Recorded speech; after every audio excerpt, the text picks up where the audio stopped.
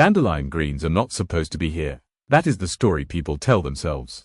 They appear uninvited. They grow where they are not wanted. They ignore rules, lawns, borders, and intentions. And yet, humans have eaten them longer than almost any cultivated vegetable. Dandelion's scientific name is Taraxacum officinale. The word officinale signals something important. It means officially recognized for medicinal use. This plant was catalogued, studied, and preserved by early herbalists. Dandelion was never an accident. Botanically, dandelion belongs to the Asteraceae family, one of the largest plant families on Earth. This family includes lettuce, chicory, artichoke, and sunflower. Bitterness runs through this lineage. Dandelion grows as a perennial. It forms a basal rosette of deeply toothed leaves that lie close to the ground. This growth habit protects it from grazing, mowing, and weather. Low, flat, persistent, its taproot grows deep into the soil, extracting nutrients other plants cannot reach. This root anchors the plant physically and ecologically. Dandelion is difficult to remove because it was built to stay. Its flowers produce seeds designed for flight. Each seed carries a parachute-like structure that allows it to travel long distances on air currents. Dandelion does not spread quietly. It spreads effectively. Historically, dandelion greens were not weeds. They were food. Across Europe, Asia, and the Middle East, dandelion leaves were gathered as early spring greens. After long winters, these leaves provided the first fresh vitamins available. This timing mattered. Before refrigeration and global trade, winter diets were dominated by preserved foods. Vitamin deficiencies were common. Fresh greens were medicine. Dandelion arrived early. It emerged before most cultivated plants. It did not need planting. It did not need permission. This made it invaluable. Ancient Greek and Roman texts reference dandelion for digestive and liver support. Medieval herbalists used it extensively. Its bitter compounds stimulated bile production and appetite. Bitterness was therapeutic. Modern palates fear bitterness. Traditional bodies relied on it. Dandelion greens are intensely bitter compared to most supermarket greens. This bitterness comes from sesquiterpene lactones and other phytochemicals. These compounds are biologically active. They signal the liver. They stimulate digestion. They activate metabolic pathways. Dandelion does not comfort. It corrects. Nutritionally, dandelion greens are among the most nutrient-dense leafy vegetables available. They contain high levels of vitamin A, vitamin C, vitamin K, calcium, iron, potassium, and magnesium.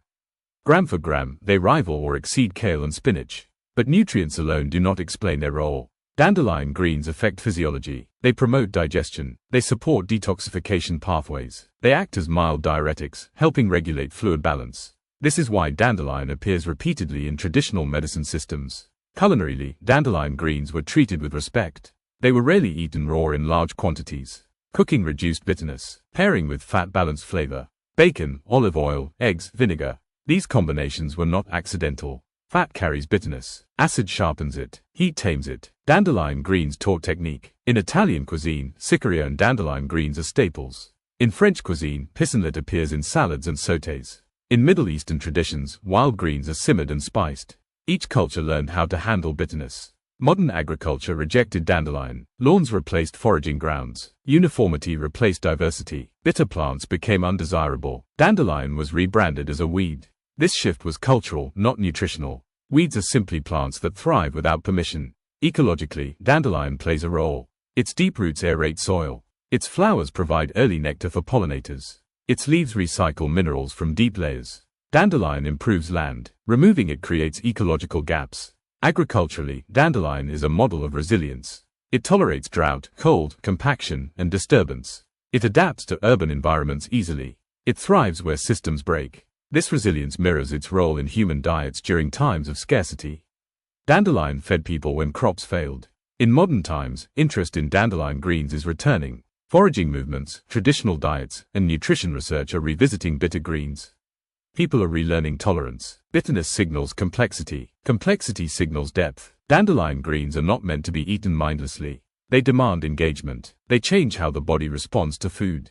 They slow eating. They stimulate digestion. They remind the body that food is information. Culturally, dandelion represents defiance. It grows despite control. It feeds despite neglect. This symbolism resonates today. In a world obsessed with control and uniformity, dandelion stands out by refusing to conform. It does not need planting. It does not need branding. It does not need approval. From a sustainability perspective, dandelion challenges food system assumptions. It grows locally everywhere. It requires no inputs. It offers high nutrition. It exposes inefficiency. Why import greens when nutrition grows underfoot? The answer is convenience, not logic. Dandelion greens also challenge taste conditioning. Modern diets train palates to expect sweetness and salt. Bitterness feels wrong, but bitterness once kept people healthy. Dandelion reminds us that pleasure and benefit are not always aligned immediately. Some foods work over time. Dandelion greens are not a trend. They are a return. They represent memory, ancestral knowledge, ecological intelligence. Calling dandelion a weed says more about us than about the plant. It survived ice ages, agriculture, urbanization, and chemical warfare. It will survive us too. Dandelion greens are not forgotten because they are weak. They are ignored because they are honest. They do not flatter. They do not comfort. They do not negotiate. They offer nourishment exactly as they are. And that is why they matter.